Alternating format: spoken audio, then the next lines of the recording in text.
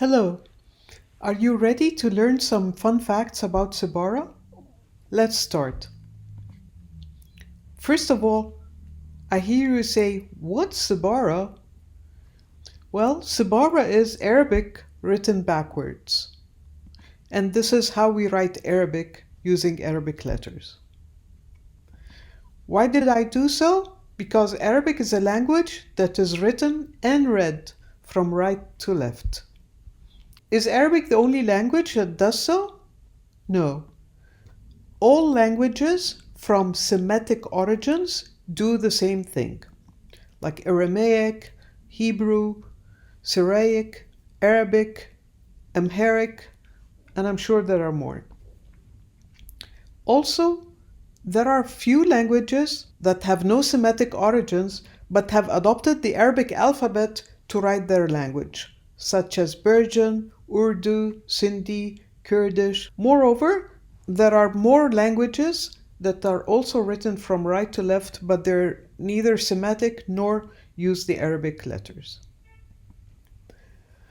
The second fun fact about Arabic is that Arabic is very much based on the concept of roots. Let's take an example in English.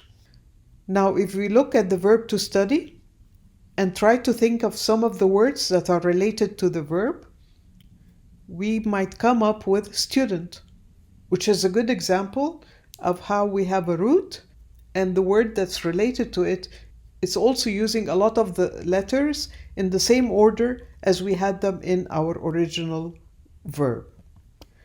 But if we think of the things we study, like lessons, then we notice that we don't have any letters in common between the word lesson and the verb to study. Same thing with the teacher. The person who helps us study doesn't have any of the original letters in it. Again, school, the location where we study, doesn't have the same letters as our original verb. But if we examine the same root in Arabic, the verb to study in Arabic is darasa, and we try to think of the same related words, we find that daris is a student. Okay, please see how we have DRS in the same order as our original word. We just added a few vowels in between. Also, what do we study? We study a dars, a lesson. Again, DRS are in the word dars, which means lesson. How about the person who helps us study?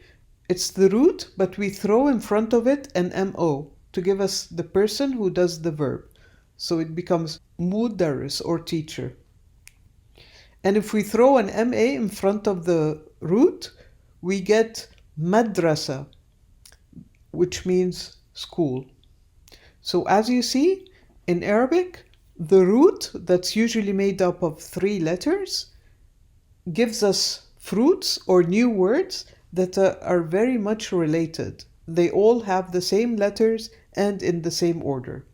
I'm going to show you a second example is the verb played, and the 3 letters of the root are la'aba, and the related words we can mention are la'ib, which means a player, al'ab, which means games or sports. We throw an MO in front of the root and change some vowels and becomes mula'ib, which means a person who likes to play games or tricks.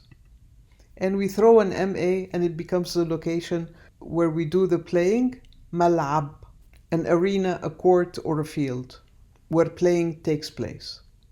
Another fun fact is that Arabic has some very unique sounds. Example, ha, which is like an H sound, but that is pronounced from deep down your throat. Ha, like the word habibi.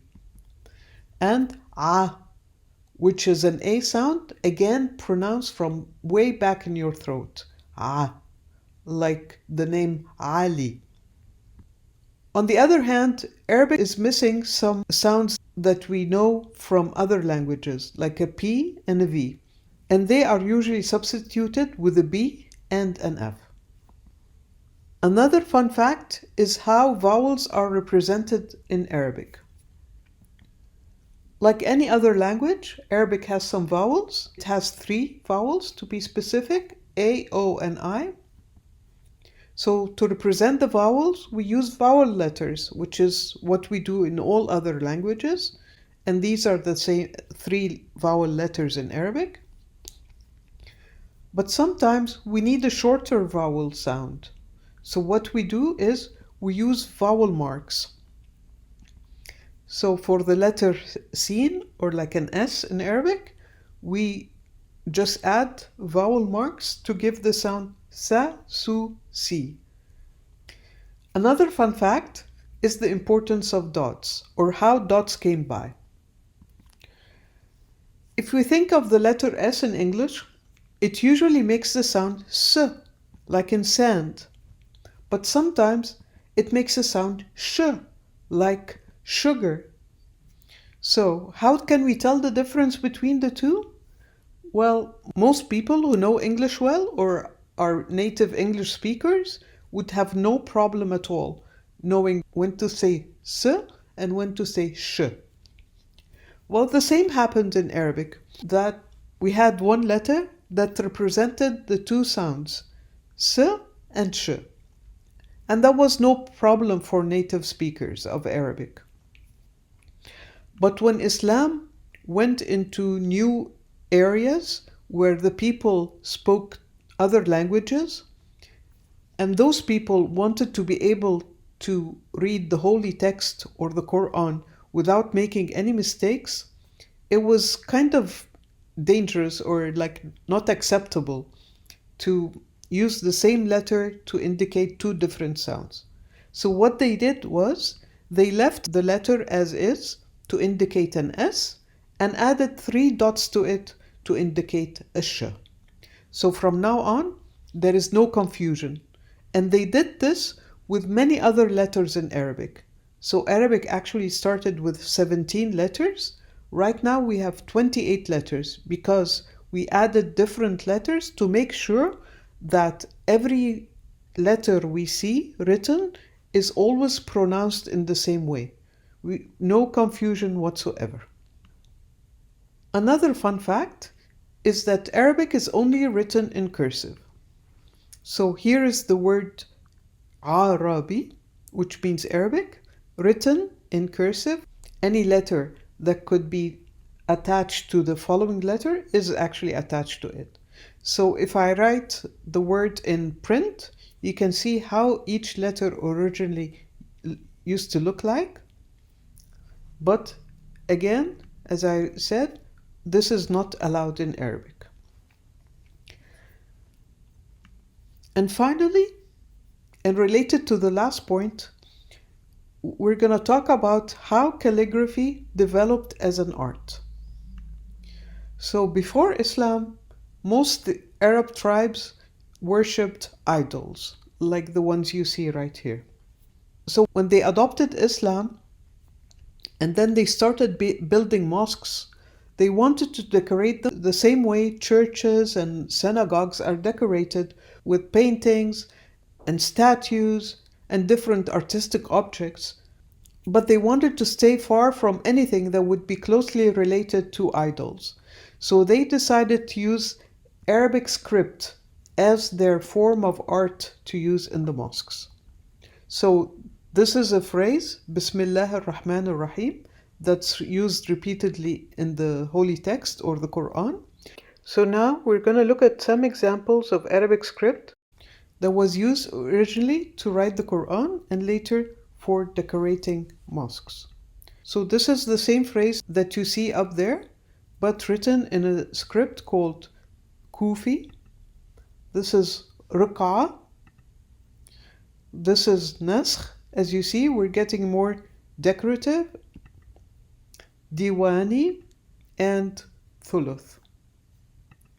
And here, that's an artist who's creating an artwork using nothing but Arabic text. This is an image from a mosque where you again see in the center we have geometrical shapes, then around it we have Arabic text, and again we're surrounded again by geometrical shapes and plant shapes, but what we don't see at all is that figures of humans or animals, to stay away from worshipping idols that they had before Islam. Finally, do you remember what the first letter on the right here sounded like? This sounds like sh. So this word is actually shukran, which means thank you. Thank you very much for listening, and see you next time.